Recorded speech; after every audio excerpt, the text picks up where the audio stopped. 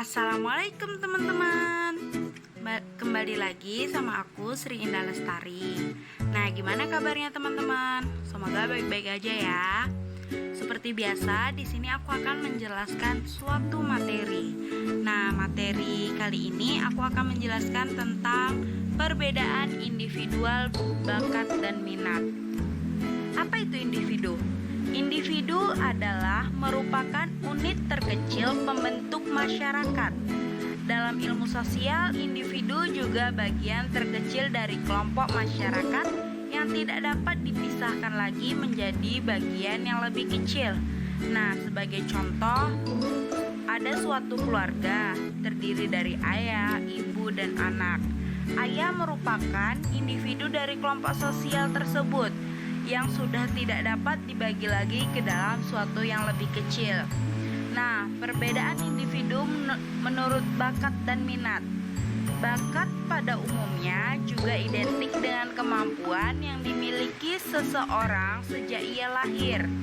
Istilahnya, seseorang mungkin memiliki kemampuan tertentu yang sifatnya diwariskan dari orang tuanya. Sementara itu, minat merupakan keinginan dari seseorang untuk mempelajari sesuatu yang sifatnya adalah kesukaan atau favoritnya. Minat dan bakat bila digabungkan akan menjadi hal yang sangat bagus dalam menunjang tujuan dan cita-cita seseorang.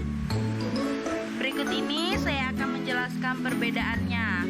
Nah, jika seseorang yang berbakat, maka bakat melekat sejak lahir.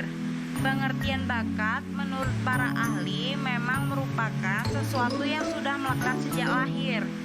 Seseorang yang lahir dengan bakat akan membawa bakat tersebut dan bahkan kadang-kadang tidak ia sadari sampai ia menemukan suatu hal yang membuatnya sangat menguasai bidang tersebut. Nah, kalau orang yang memiliki minat biasanya timbul selama masa tumbuh kembang. Maksudnya berbeda dengan bakat. Pengertian minat menurut para ahli adalah suatu yang sifatnya adalah kesukaan. Kesukaan terhadap suatu bidang akan timbul selama masa tumbuh kembang seseorang. Seseorang akan mengembangkan minat ini selama masa tumbuh kembang. Minat bisa saja muncul saat seseorang merasa sangat tertarik untuk mengembangkan kemampuannya di suatu bidang. Kemudian jika orang yang berbakat, maka bakat itu perlu dilatih. Walaupun melekat sejak lahir, bakat bagaimanapun juga tetap perlu dilatih. Bakat yang tidak diasah lama-kelamaan akan tenggelam dan hilang dengan sendirinya. Akhirnya, seseorang mungkin harus mulai mengenali bakatnya dan mulai untuk menyukai hal-hal yang ia lakukan sehingga ia bisa sangat terampil dan menguasai bidang yang sesuai dengan bakatnya. Bakat bisa dibilang merupakan suatu bonus yang dimiliki seseorang untuk mendapatkan kemampuan yang khusus dalam bidang tertentu. Seseorang mungkin perlu mempelajari cara mengetahui bakat diri sendiri supaya bisa mengembangkannya. Jika seseorang yang memiliki minat, maka minat bisa mengalahkan bakat. Maksudnya, jangan salah, minat ternyata bisa mengalahkan bakat. Minat yang diasah terus-menerus pasti akan dilatih pula. Kita ambil saja contoh, misalnya seseorang memiliki bakat melukis, sementara ia tidak pernah suka dengan kegiatan melukis dan tidak pernah melakukannya. Sementara ada orang lain yang sangat berminat dengan melukis dan terus mengasah kemampuannya. Hasilnya akan sangat jauh beda. Orang yang bekerja keras dengan minatnya melukis akan menghasilkan lukisan yang jauh lebih baik dibandingkan dengan orang yang berbakat tapi tidak melatihnya. Kemudian, orang yang berbakat, maka bakat memerlukan minat. Maksudnya itu apa? Maksudnya di sini bakat dan minat ternyata adalah dua hal yang sama. Perbedaan yang bisa terlihat adalah bakat ternyata memerlukan minat. Tanpa adanya minat, seseorang mungkin tidak akan mengembangkan bakatnya. Ini artinya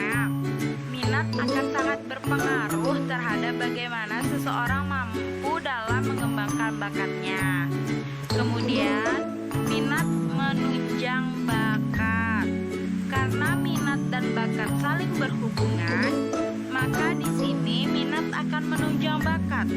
Minat akan memberikan kesempatan seseorang menemukan bakat yang mungkin terpendam.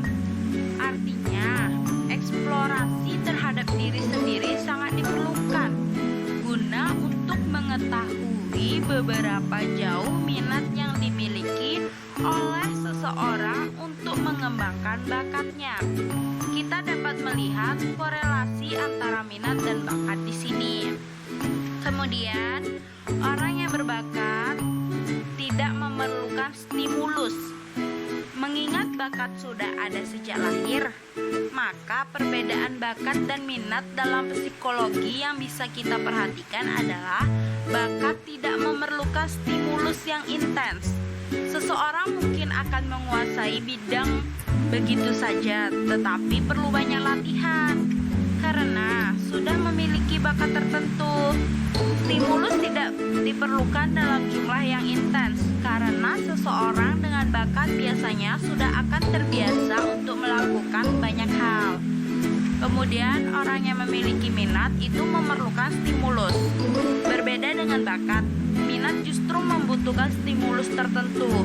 Seseorang mungkin akan membutuhkan stimulus tertentu terlebih dahulu agar meningkat minatnya terhadap sesuatu. Bila sudah demikian, maka ia bisa mengembangkan minatnya dengan lebih mudah lagi. Kemudian, orang yang berbakat akan mengembangkan bakatnya itu lebih mudah. Ada yang mengatakan bahwa mengembangkan bakat lebih mudah. Hal ini ada benarnya, karena seperti sudah dijelaskan sebelumnya, jika seseorang tidak memerlukan banyak usaha karena sudah memiliki bakat untuk menguasai bidang tertentu, tentu saja ini juga tergantung jenis-jenis kepribadian setiap individu. Kemudian, orang yang memiliki minat untuk mengembangkan minat itu butuh kerja keras. Untuk mengembangkan minat diperlukan kerja keras yang lebih. Latihan demi latihan diperlukan supaya minat bisa berkembang menjadi penguasaan yang lebih baik terhadap suatu bidang. Tak jarang minat bisa berkembang dengan sangat pesat. Kemudian orang yang berbakat belum tentu berkembang. Kenapa begitu? Kenapa bisa begitu? Bakat belum tentu bisa berkembang menjadi suatu yang lebih baik. Seseorang bisa saja terjebak dalam zona nyamannya dan merasa sudah cukup puas dengan kemampuan yang dimilikinya. Akibatnya, ia menjadi malas untuk mengembangkan bakatnya.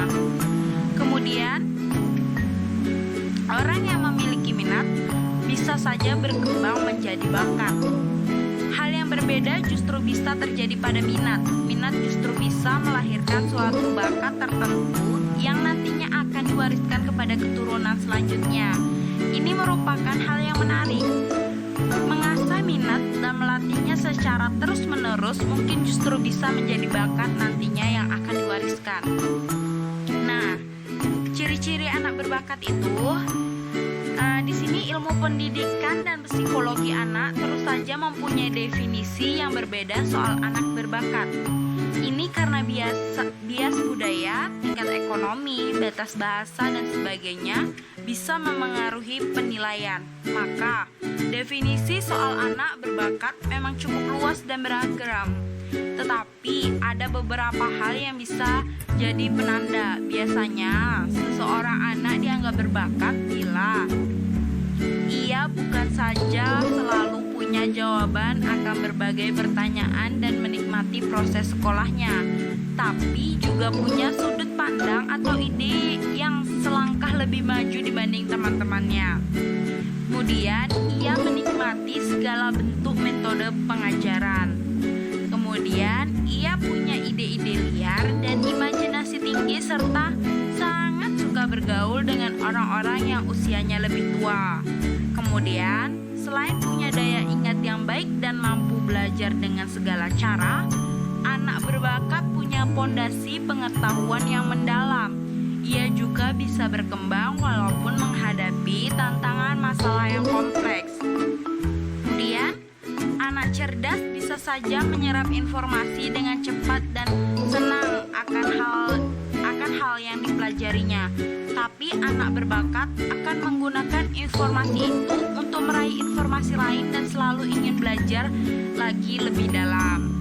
Kalau ciri-ciri anak yang memiliki minat itu, anak yang memiliki minat akan menimbulkan sikap positif dari suatu objek.